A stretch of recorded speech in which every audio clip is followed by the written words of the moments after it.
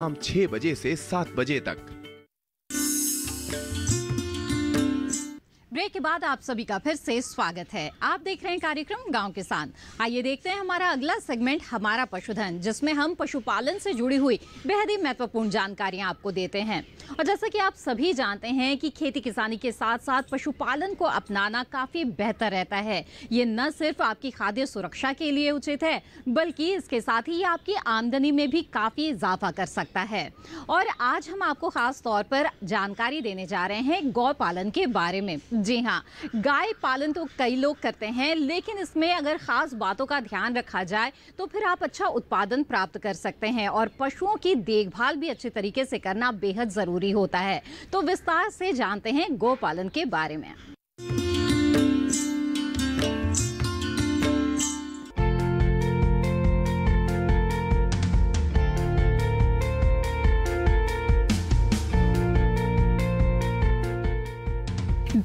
पशु गणना के हिसाब से 2019 में पशुधन में 4.6% की वृद्धि हुई है। 2012 की तुलना में गायों की आबादी 18% बढ़ी है। इस तरह इस समय हमारे देश में गायों की संख्या 14,51,20,000 है। बढ़े हुए ये आंकड़े बतलाते हैं कि किसान गाय पालन में रुचि ले रहे हैं। इसके अलावा डेयरी उद्योग में भी इजाफा हो रहा है। अन्य पशुओं की तुलना में गाय पालन बेहद सरल है। ये और भी सरल हो जाता है जब किसान अपने खेतों में हरा चारा या फसल अवशेष का इस्तेमाल करते हैं। पशुपालक अच्छे मुनाफे के लिए विदेशी गाय पालन में ज्यादा रुचि रखते हैं, लेकिन कुछ बातों का ध्यान रखा जाए तो देसी गाय से भी बेहतर उत्पादन लिया जा सकता है। गोपालन के लिए स्थान विशेष की जलवायु के हिसाब से गाय की नस्ल का चुनाव करना चाहिए। अगर गाय की नस्ल अच्छी होगी तो दूध उत्पादन भी उतना ही अच्छा होगा। वैसे तो हमारे देश में गाय की करीब 39 नस्लें पाई जाती है, लेकिन उनमें से कुछ प्रजाति ज्यादा लोकप्रिय है। साहिवाल गाय की सबसे अच्छी प्रजाति है। ये गाय मुख्य रूप से हरियाणा, उत्तर प्रदेश और मध्य प्रदेश में पाई जाती है। इससे सालाना 2000 से 3000 लीटर तक दूध मिल जाता है। ये गाय एक बार मां बनने पर करीब 10 महीने तक दूध देती है। गिर प्रजाति। गिर गाय को भारत की सबसे ज्यादा दुधारू गाय माना जाता है।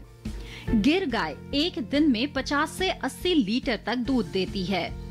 इस गाय का मूल स्थान काठियावाड़ गुजरात के दक्षिण में गिर जंगल है। इसी वजह से इसका नाम गिर गाय है। हमारे देश के साथ ही विदेशों में भी इसकी काफी मांग है। लाल सिंधी प्रजाति। लाल रंग की इस गाय को अधिक दुग्ध उत्पादन के लिए जाना जाता है। ये गाय पहले सिर्फ सिंध इलाके में पाई जाती थी, लेकिन अब पंजाब, हरियाणा, कर्नाटक, तमिलनाडु, केरल और ओडिशा में भी पाई जाती है। इनसे सालाना 2000 से 3000 लीटर तक दूध मिलता है। राठी प्रजाति। भारतीय राठी गाय की नस्ल ज्यादा दूध देने के लिए जानी जाती है। ये गाय राजस्थान के गंगानगर, बीकानेर और जैसलमेर इलाकों में पाई जाती है। ये गाय प्रतिदिन 6 से 8 लीटर दूध देती है। पशुपालकों को चाहिए कि गोपालन से होने वाली आय में इजाफा करने के लिए गाय को उन्नत नस्ल के सांड के बीज से फलावे, जिसमें आने वाली संतान से अधिक दूध का उत्पादन हो सके। एक गाय सामान्यतः अपने जीवन काल में 8 से 10 ब्यात में दूध दे सकती है। इस तरह भविष्य की संभावनाओं को देखते हुए गाय का उचित पालन पोषण करना चाहिए। साथ ही कुछ बातों का ध्यान रखना चाहिए, जैसे बच्चा देने से 60 से 90 दिन में गाय पुनः गर्भित हो जाना चाहिए। इससे गाय से अधिक दूध व अधिक बच्चे मिलते हैं। साथ ही सूखे दिन भी कम होते हैं। गाय के फलने के 60 से 90 दिन बाद पशु चिकित्सक से गर्भ परीक्षण करवा लेना चाहिए। इससे साल भर का दूध उत्पादन मिलने में असुविधा नहीं होगी। पशुपालक इस बात का ध्यान रखें कि गर्भावस्था के अंतिम 2 माह में दूध नहीं दूना चाहिए। बेहतर उत्पादन के लिए पशु आहार का भी विशेष ध्यान रखना होता है। पशु का आहार 3 तरह का होता है, जिसमें जीवन निर्वाह, उत्पादन के हिसाब से और गर्भावस्था के लिए शामिल है। जीवन निर्वाह में ऐसा आहार दिया जाता है जिसमें पशु अपने दैनिक क्रियाएं संपन्न कर सकें। इसमें शरीर का वजन नहीं बढ़ता है, लेकिन इसमें कमी करने पर पशु कमजोर हो जाता है। वहीं उत्पादन बढ़ाने के लिए दिए जाने वाले आहार में पशु को जीवन निर्वाह के लिए दिए जाने वाले आहार के अतिरिक्त उसके दूध उत्पादन के लिए दिया जाता है, जिसमें प्रति 2.5 किलो दूध के उत्पादन के लिए जीवन निर्वाह आहार के अलावा 1 किलो दाना देना चाहिए। पशु दाना बनाते समय इसमें खली, मोटे अनाज, अनाजों के बाई प्रोडक्ट, खनिज लवण मिलाना चाहिए। इसके अलावा करीब 10 किलो हरा चारा, साथ ही साफ पानी दिन में कम से कम 3 बार जरूर पिलाना चाहिए।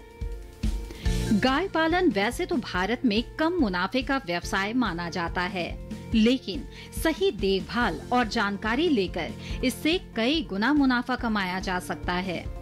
इसके लिए पशुपालन विभाग समय समय पर सही मार्गदर्शन देकर किसानों को, पशुपालकों को जागरूक करने का काम कर रहा है।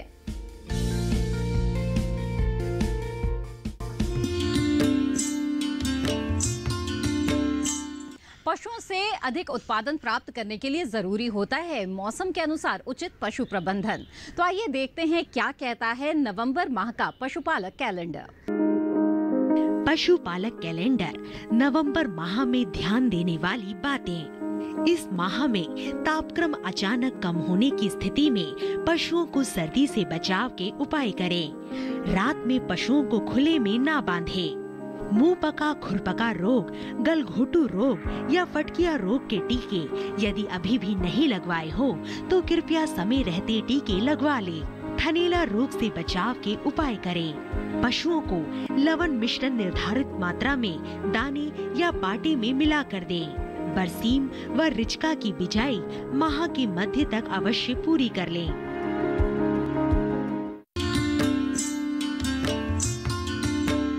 इसी के साथ कार्यक्रम गांव किसान में वक्त है एक और छोटे से ब्रेक का। ब्रेक के बाद हम लेकर हाजिर होंगे आपके लिए कामयाब किसान की दास्तान। आप बने रहें दूरदर्शन किसान पर।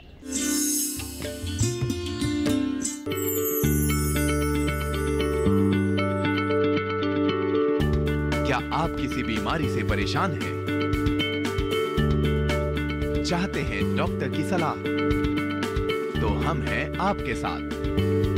बताएंगे आपको जीने की राह। समस्याएं आपकी, समाधान देश के मशहूर विशेषज्ञों के। घर बैठे बात करें देश के जाने माने डॉक्टरों से। हमारे लाइव प्रोग्राम स्वस्थ किसान में हर शनिवार शाम 6 बजे से 7 बजे तक। बादलों की लुका छिपी, बारिश का हाल, बर्फ की चादर, बदलता रुख हवाओं का और मौसम के लिहाज से कैसे करें खेती, और भी बहुत कुछ। मौसम खबर लाइव रोजाना सुबह 8:30 पर, शाम 5 बजे और 7:30 पर।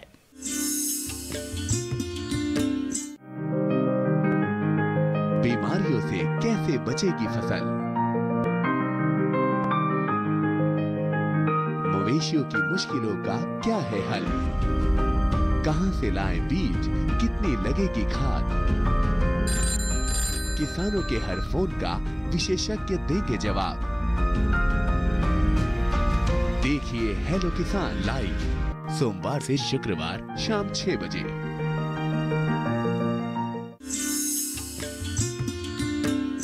ब्रेक के बाद आप सभी का फिर से स्वागत है। आप देख रहे हैं गांव किसान और आइए देखते हैं हमारा अगला सेगमेंट कामयाब किसान की दास्तान, जिसमें हम आपके लिए किसानों की फर्श से अर्श तक पहुंचने की कामयाबी की गाथा लेकर आते हैं और दिखाते हैं आपको कि किस तरह से मेहनत और लगन के बल पर कई किसानों ने बुलंदियों को छुआ है और दूसरों के लिए भी प्रेरणा के स्रोत बन चुके हैं। तो आइए देखते हैं ऐसे ही एक सफल किसान की दास्तान।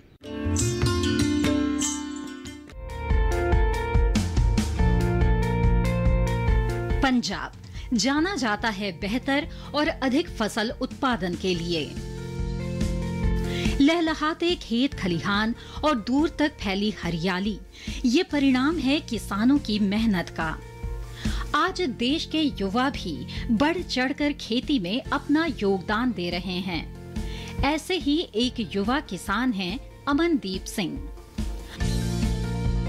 अमनदीप ने 2018 में पढ़ाई पूरी की और जुट गए खेती किसानी में।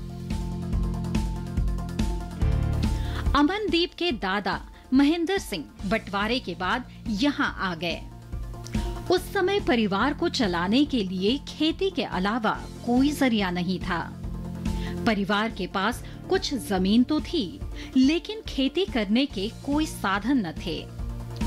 पहले जमीन को खेती लायक बनाया गया, फिर हल्की फुल्की खेती करके अनाज उगाने लगे। कई सालों के संघर्ष के बाद अमनदीप के दादा दादी ने विजय हासिल की और परिवार का गुजारा अच्छे से चलने लगा। कुछ समय बीता और अमनदीप के पिता निशांत सिंह ने भी माता पिता का साथ दिया और खेती में अपना योगदान देने लगे। पारिवारिक पृष्ठभूमि कृषि की होने के कारण अमनदीप का रुझान खेती में ही था। अमनदीप पढ़ाई के साथ साथ खेती में भी सहयोग करने लगे। पढ़ाई पूरी होने के बाद अमनदीप ने खुद को पूरी तरह से कृषि को समर्पित कर दिया। इस दौरान अमनदीप ने ये जाना कि खेती में शारीरिक श्रम के साथ साथ मानसिक श्रम भी जरूरी है। अमनदीप ने कृषि विज्ञान केंद्र से संपर्क किया और खेती में नए प्रयोग करने लगे। नए प्रयोगों से खेती में चौंकाने वाले परिणाम मिलने लगे और खेती से होने वाली आय पहले की तुलना में कई गुना हो गई। इस सफलता से खुश होकर अमनदीप के पिता ने खेती पूरी तरह से अमनदीप को सौंप दी। मेरी 25 एकड़ में से ज़्यादा नहीं तो एक सीजन की फसल सिर्फ 2 लाख की होती थी। मेरे टाइम मैं देखता था ये करते थे तो कुछ भी नहीं होता था। आज तो मैं हूँ पैडी की खेती में मुझे याद है, मेरे पास लिखी हुई है, बुक में भी लिखा है। वो उसमें मैंने देखा है कि सिर्फ खेती ज़्यादा तो ज़्यादा जो सारी मेहनत करने के बाद 2-2.5 लाख की होती थी 25 एकड़ से, आज मैं 12-13 लाख 15 लाख तक की मैं अपनी मेहनत से करता हूँ। पारंपरिक खेती से जुड़े अमनदीप ने नई तकनीकों को जोड़ना शुरू किया। समय समय पर कृषि विभाग के अधिकारी इस तरह के किसानों से मिलकर उनका मार्गदर्शन करते आए हैं। कृषि विभाग ने भी अमनदीप की मेहनत की सराहना की है।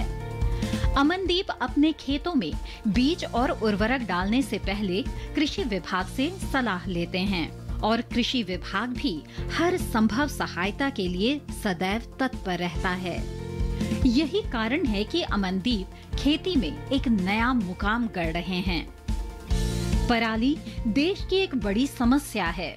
ज्यादातर किसान पराली को जलाना ही अंतिम विकल्प मानते हैं, लेकिन अमनदीप जैसे कुछ किसान हैं जो पराली को जलाने की अपेक्षा समुचित निवारण करते हैं।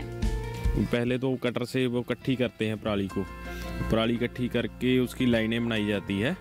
वो बेलर होता है, बेलर के ट्रैक्टर द्वारा चलता है रिपीटकों के ऊपर। वो चलने के बाद उसकी वो गठियाँ निकलती है, पिछली साइड से छोटी छोटी गठियाँ निकलती है। उसको इकट्ठा करके बांध के वो खेत सारा साफ़ होता जाता है। साफ़ होने के बाद वो पराली इकट्ठी होके उसकी गांठें बांध के खेत में रख देते हैं। फिर उसको उठा के लेबर से वो उसी किसी खुले जगह पे, जैसे आजकल से गवर्नमेंट ने वो प्लांट लगाए हुए हैं जहाँ पे वो जलाने के काम आती है, फैक्ट्रियाँ वगैरह लगाई हैं, उसका वो गवर्नमेंट 2000 रुपया भी देती है। उनके इस काम को देखते हुए कई युवा किसान उनसे प्रेरित होकर उनका अनुसरण करते हैं। अमनदीप मानते हैं कि विदेशों में नौकरी के लिए जाने वाले युवाओं को खेती से जुड़कर देश के विकास में सहयोग करना चाहिए। सभी भाइयों को, सभी अपने दोस्त मित्रों को, सभी को मैं कहना चाहता हूं कि इसी लाइन में आओ कि आगे इस खेती को प्रफुल्लित करें और आगे जैसे ये इन फ्यूचर गवर्नमेंट भी हमें सहायता दे रही है हर जो संद है, जो हमें जो इम्प्लीमेंट्स है वो सभी मिलेंगे वो गवर्नमेंट की ओर से। तो उनसे क्या है कि अच्छी खेती होती है और दूषित वातावरण से बचेंगे। और अच्छी मेरी तो यही नेक सलाह है कि सभी NRI जो जाना चाहते हैं कनाडा, अमेरिका, जो ऑस्ट्रेलिया जाना चाहते हैं, वो यहाँ पे ही मेहनत से कमाई करेंगे तो बढ़िया खेती होगी और बढ़िया उनसे मुनाफा मिलेगा। इसी के साथ कार्यक्रम गांव किसान की आज की कड़ी में बस इतना ही। हमें उम्मीद है कि आज की कड़ी में जो जानकारियां आपको मिली है वो आपको जरूर पसंद आई होगी। इसी के साथ मुझे दीजिए इजाजत। आप बने रहें दूरदर्शन किसान पर। नमस्कार।